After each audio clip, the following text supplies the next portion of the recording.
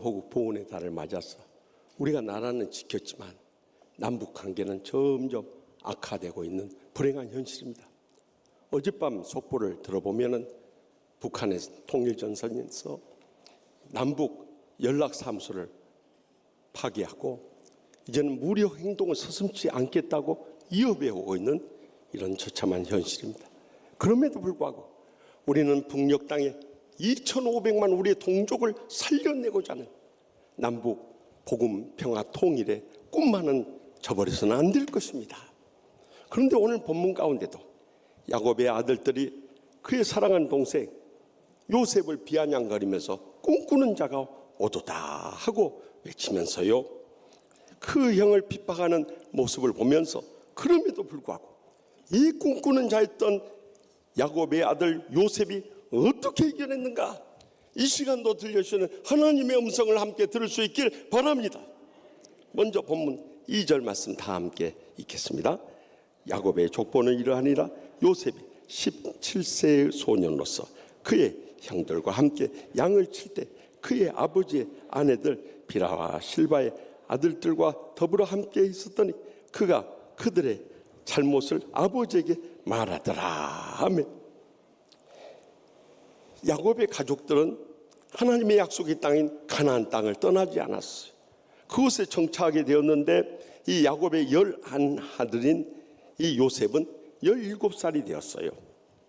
이 사회 심리학 발달 이론을 주장한 세계적인 심리학자 에릭슨이 말하기를 이 시기는 이고 아이덴티티, 다시 말하면 자아 정체성이 확립되는 시기라는 거예요. 내가 누구인가를 깨닫는 시기. 그런데 이 요셉은 그에서 한 걸음 더 나가서 스피리추얼 디서먼트, 영적인 분별까지 있었어요. 그래서 이 비라와 실바의 이 아들들, 야곱의 이 후처들의 아들들이 아버지를 속여가지고 양을 팔면서 그 돈으로 즐기며 사는 거예요. 그런데도 요셉은 그 형들과 더불어서 아버지를 속이고 아버지의 양을 팔면서 그 세상적인 것을 취하지 않고요, 오히려 아버지한테 이 사실을 알려서 형들이 그런 범죄를 하지 못하도록 막았던 거예요. 그에게는 영적 분별력이 있었을 뿐만 아니라 더 깊이 파고 들어가 보면 영적으로 충만했기 때문에 영적인 성숙함을 가지고 이 모든 것을 그들과 더불어서 행하지 않을 수 있었던 거예요. 오늘날 있어서도 온통 죄악 세상 가운데 믿는 자들만 꼭 그렇게 살아야 되냐 하면서 우리를 손가락질하고 비아냥거리는 사람들이 있을 거예요. 그럼에도 불구하고 우리가 그렇게 세상과 구별돼서 거룩하게 살아야 할 이유가 무엇인가? 오직 성령님으로 충만해질 때 가능한 거예요. 그것은 한마디로 말할 때 날마다 말씀과 기도로 성령 충만해질 때 우리가 영적으로 성장하게 되고 성숙함을 이룸으로 인해서 우리는 세상과 구별된 삶을 살아갈 수 있는 것입니다. 그것은 우리가 얼마나 오랫동안 예수를 믿느냐의 문제가 아니에요. 우리가 얼마나 중한 직분을 받느냐의 문제도 아니에요. 우리가 얼마나 나이가 되었느냐 그런 문제도 아니에요. 우리가 오직 영적으로 성숙한 신앙을 갖게 될 때 가능한 것입니다. 부족한 종이 미국 박사과정 공부할 때 시카고 한인연합장로를 담임할 때요, 33살이었어요. 이 33살이 얼마나 어린 나이입니까?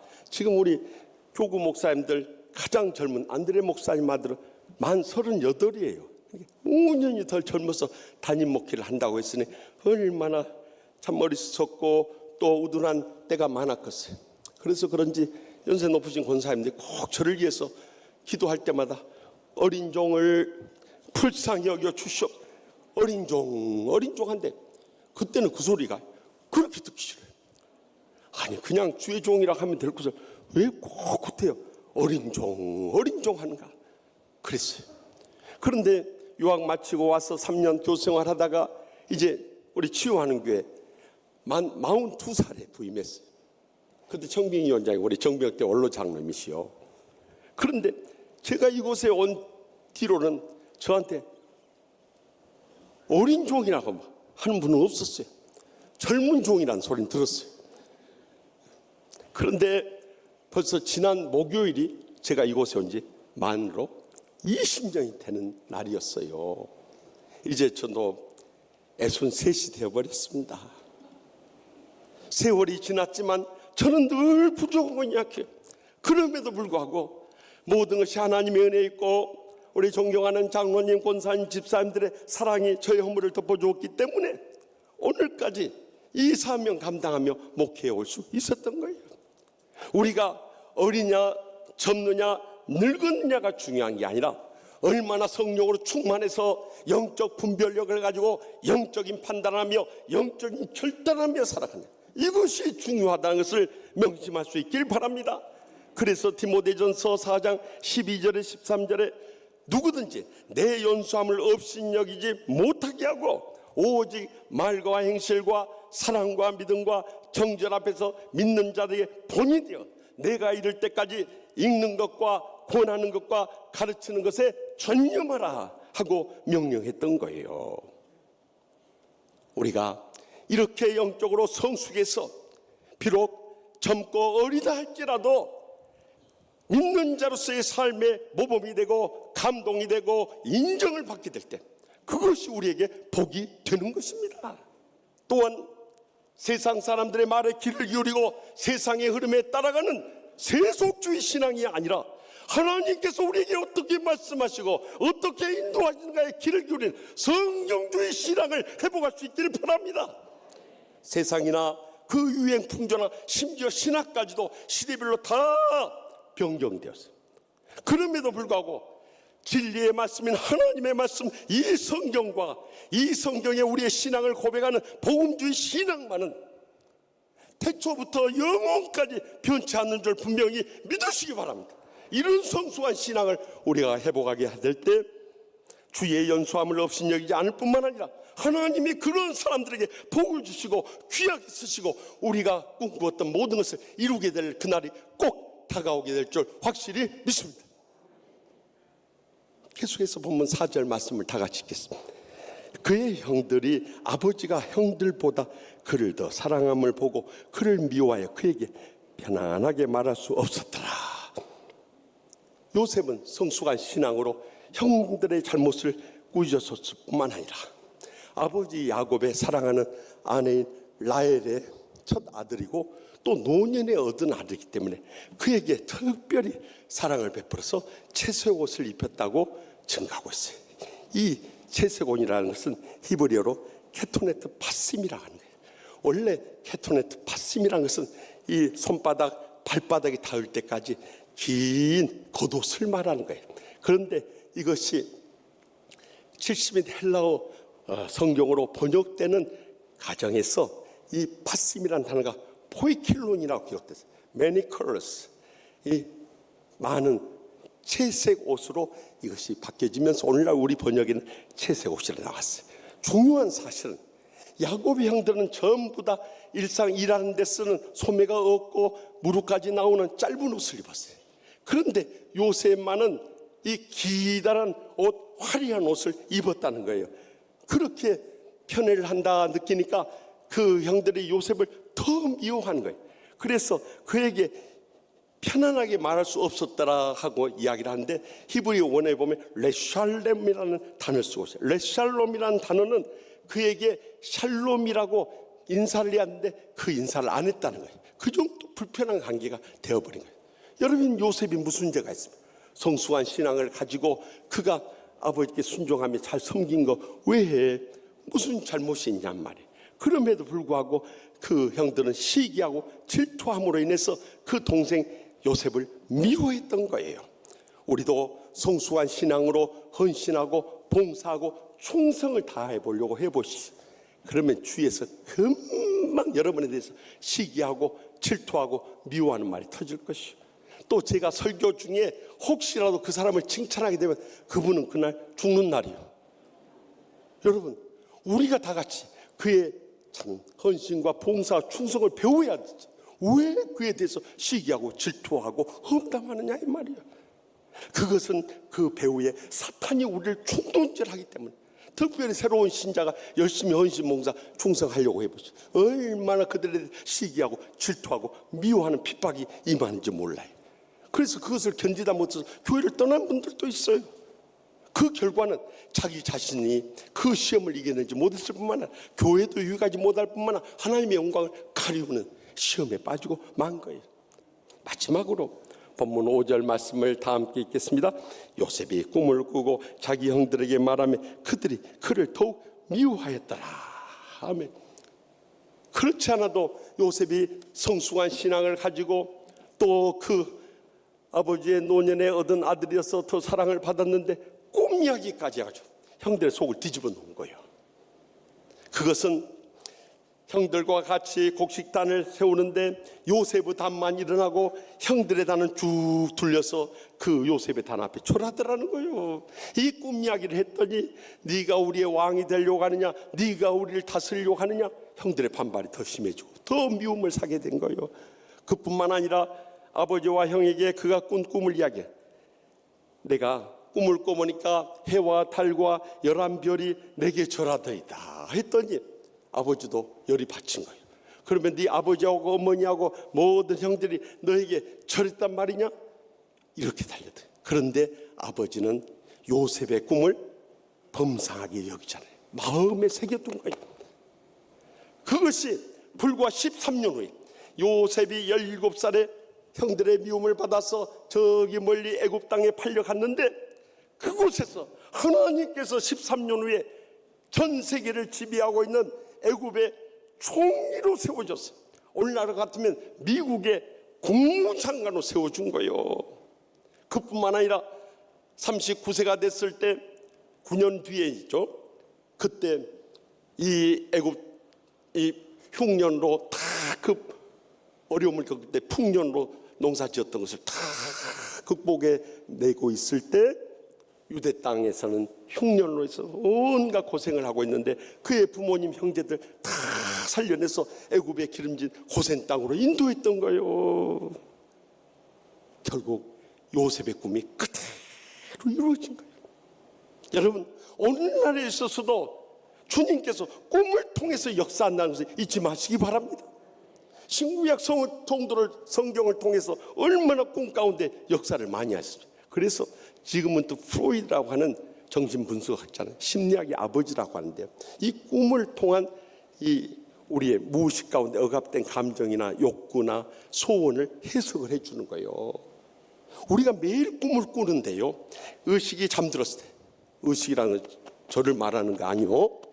이 모든 것을 알고 느끼고 판단하는 이 의식 정신 세계가 밤에 잠들었을 때 무의식 가운데 억압된 것들이 싹 일어나가지고 우리 꿈을 통해서 발현이 된다는 거예요. 그래서 우리가 꿈을 꾸고도 어젯밤 다 꿈을 꿨는데도 잊어버린 것은 그것은 큰 의미가 없는 개꿈인 거예요. 그런데 꿈이 잊혀지지 않은 것은 그것은 분명히 해석을 받아야 할 꿈이라는 거예요. 주님께서는 이처럼 꿈을 통해서도 오늘날도 역사하시고요. 말씀을 읽는 가운데 기도를 하는 가운데 신앙생활을 어떤 계기를 통해서 우리에게 꿈을 갖게 한다는 것을 잊지 마시기 바랍니다. 그래서 예수님 오시기 적어도 400년 전인 요엘 선지자가 활동할 때 요엘 2장 28절 말씀을 인용해서 사도행전 초대교회 이 성령이 강림하실 때 사도행전 2장 17절 뭐라고 했습니까? 하나님이 말씀하시기를 말세 내가 내 영을 모든 육체에 부어주리니 너희의 자녀들은 예언할 것이요 하나님의 말씀을 선포하게 된다는 거예요. 너희의 젊은이들은 환상을 보고 비전을 보게 된다. 너희의 늙은이들은 꿈을 꾸리라 하는 주님께서 이렇게 우리에게 꿈을 통해서 역사한 그때가 온다는 것을 잊지 마시기 바랍니다. 그래서 우리는 주님 안에서 선한 꿈을 가지고 그 꿈을 이루기 위해서 일생을 살아가야 되는 거예요. 제 33주년 60 민주항쟁 기념일이었어요. 그 기념식이 수많은 민주 인사들을 고문했던 남영동 대공분실 앞마당에 있었어요. 저는 그 기념식을 TV로 중계로 보면서 저희 마음속에 뜨거운 눈물이 흘러내리고 있어요. 사실 부족한 쪽이 1985년 신학대학원 1학 2학년 때 이 암담한 현실을 볼 때 도저히 주의 종으로 침묵할 수가 없었어요. 그래서 이 민주화 집회가 열리는 세문안교회나 명동성당이나 서울역 앞이나 시청 앞 강당 날마다 쫓아다녔어요. 저희 집사람 학교 갈 때 인사가 뭔지 아십니까? 여보, 오늘은 데모하지 말고 오시오. 그런 거예요. 그런데 1987년 서울대생 박종철 군이 물고문을 당하다가 희생됐어요. 연세대생 이한열 군이 제루탄에 머리에 쏘아가지고 직격탄에 맞아서 희생된 걸 보면서 저는요, 제루탄 가스가 눈물 나게 한 것도 있었지만은 저는 데모할 때 항상 기도했습니다. 하나님 아버지, 이 땅은 언제 군사 독재 정권에서 벗어나서 민주화되는 그날이 옵니까? 수많은 민주인사들과 청년들까지 저렇게 생겼는데 하나님 아버지, 언제까지 참고 기다려야 됩니까? 저는 데모할 때마다 제루탄 가스 때문에 울었던 것이 아니라 저의 중심에 정말 이 나라 민족을 사랑하는 희생되는 수많은 이 민주주의 인사들과 청년들의 그 희생이 너무나 가슴 아파서 눈물을 맺기듯 그렇게 하기를 85년, 86년, 87년 뜻밖의 6.29 선언이 선포되는 거예요. 그래서 대통령 직선제가 그리고 1993년 꿈에도 그리던 32년의 군사 독재 통치를 종식시키고 김영삼 대통령의 문민정부가 탄생할 수 있었던 거예요. 저는요, 우리가 주님 안에서 선한 꿈을 가지고 살아가면 언젠가는 그 꿈이 우리를 통해서 응답되고 열매 맺고 성취될 그날이 꼭 다가오게 될 줄 확실히 믿으시기 바랍니다. 저는 지난 주간에도 그러한 한 신앙의 여인의 감동적 이야기를 들었어요. 저기 충청남도 예산에 태어난 한 처녀가 17살 이 요셉의 나이에 시집을 간 거예요. 근데 2년 만에 남편이 갑작스레 세상을 떠나버린 거예요. 옛날에요, 시집 가서 남편이 이렇게 되면은요, 그 식구들이 그대로 안 됐어요. 네가 우리 집안에 잘못 들어서 내 자식 잡아먹었다. 얼마나 상처 줄만. 그렇지 않아도 믿고 의지하며 살 남편 잃은 것만 해도 앞이 캄캄한 슬픔인데 정말 가슴에 비수를 꽂는 거예요. 눈에서 피눈물을 흘리게 하는 거예요. 여러분들 말 절대 함부로 하면 안 되는 거예요. 그 입장이 되어보지 않으면 그 아픔을 우리는 느낄 수조차도 없는 거예요. 더 이상 시간에 살 수가 없는 거예요. 그렇다고 해서 친정에 가려고 하니까 친정에 가면 평생 부모님의 마음의 짐이 되지 않겠어요. 그래서 믿음으로 결단한 거예요. 댕기머리를 자르고요, 야간 열차를 타고 서울로 올라간 거예요. 그래서 정말 아는 사람도 없고 오갈 데도 없는 가운데 하나님께서 사랑하는 딸을 인도해 주셔서 한 가정부, 옛날 말하면 식모살이를 시작한 거예요. 거기서 모든 걸 다 잊고 또 잊기 위해서 열심히 일을 했어요. 그랬더니 그 인자하신 주인 어르신을 만나가지고 하나님의 은혜로 그분이 한 번은 오라고 하더니 그래, 네 소원이 뭐냐? 네가 이렇게 열심히 젊은 나이에 혼자 돼서 이렇게 일하는데 내가 네 소원을 들어주고 싶다. 그랬더니 기다렸다듯이, 주인님, 저는 2가지 소원이 있습니다. 첫째는 주일에 하나님 아버지 앞에 나가서 예배드리는 것이고, 또 하나는 제가 꼭 배워서 저와 같이 고통당하고 불행한 사람들 도쿄에서 살고 싶습니다. 그 2가지 소원밖에 없습니다. 그래, 그건 내가 들어주마 그러더래. 그래서 그 다음 주부터 교회 나간 거예요. 여러분도 그런 경험이 있었겠지만 정말 서럽고 눈물 나고 앞이 캄캄하고 의지할 데 없고 절망적인 상황 속에서 와서 예배드릴 때마다 하나님 아버지 하면 눈물이 앞을 가려주고, 그래, 내가 네 심정 안다. 내가 너를 끝까지 지켜주마. 내가 너를 붙잡을 테니까 너 위로받고 힘을 내야 된다. 정말 친정 아버지에게 들을 수 없었던 주님의 위로의 음성을 들으면서 하루하루 이겨낸 거예요. 그뿐만 아니라 숙명여학교 야간부에 들어가서 공부를 열심히 했어요. 낮에는 일하고 밤에는 공부하고 와서 또 밤을 새면서 공부를 했어요. 그러니까 결국 1등 할 수밖에. 그랬더니 기다렸다는 듯이 또 상처 주는 말이 들어오는데, 아이고 가부인 주제에 이제 와서 배워서 뭐 한다고. 1등 해가지고 우리 장학금이나 다 가로채고 저런 녀에다 니은님 어딨냐고 이렇게 또 가슴에 못질을 하고 정말 눈물을 흘리게 하는 그런 삶인데, 그러나 그때도 끝까지 십자가의 주님을 바라보면서 인내하며 용서하며 사랑하며 섬기며 이겨낸 거예요.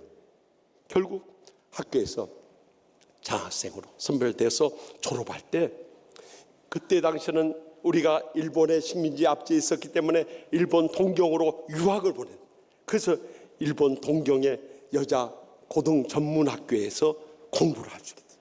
그리고 그가 한국에 돌아왔을 때 1938년에 이 땅에 이 대한제국 황실에서 세운 유일한 학교가 있었는데 그게 숙명전문학교라고 있었어요. 숙명여대의 전신인 것입니다.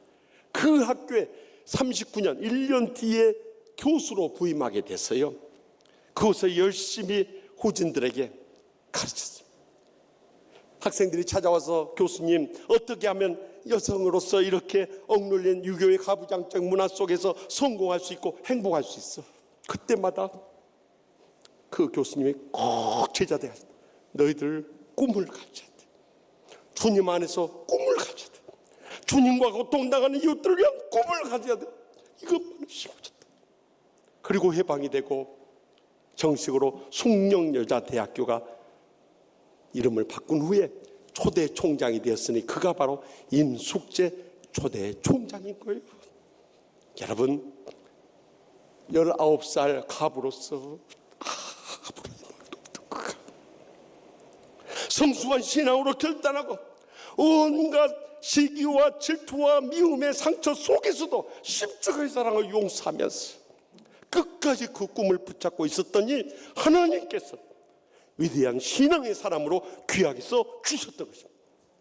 사랑하는 성도 여러분, 코로나19로 인해서 정신적으로, 신체적으로, 경제적으로, 가정적으로, 직장적으로 온 세상에 얼마나 큰 환난과 고통 가운데 우리는 살아갑니까? 그럼에도 불구하고 우리는 성수한 신앙에 결단하며 일어서야 합니다. 주위의 시기하고 질투하고 미움의 상처와 고통과 불행 속에서도 십자가의 주님 바라보며 그 사랑으로 이겨낼 수 있기를 바랍니다. 더 나아가서 주님께서 우리의 생애를 통해서 이루고자 원하시는 그 거룩한 꿈을 이루기에 일평생 인내하며 살아갈 때 기필코 우리의 가정이나 직장이나 하나님의 교회나 우리나라나 민족이나 열방을 위한 우리의 선한 뜻이 꼭 이루어질 그날이 다가오게 될 줄 확실히 믿습니다.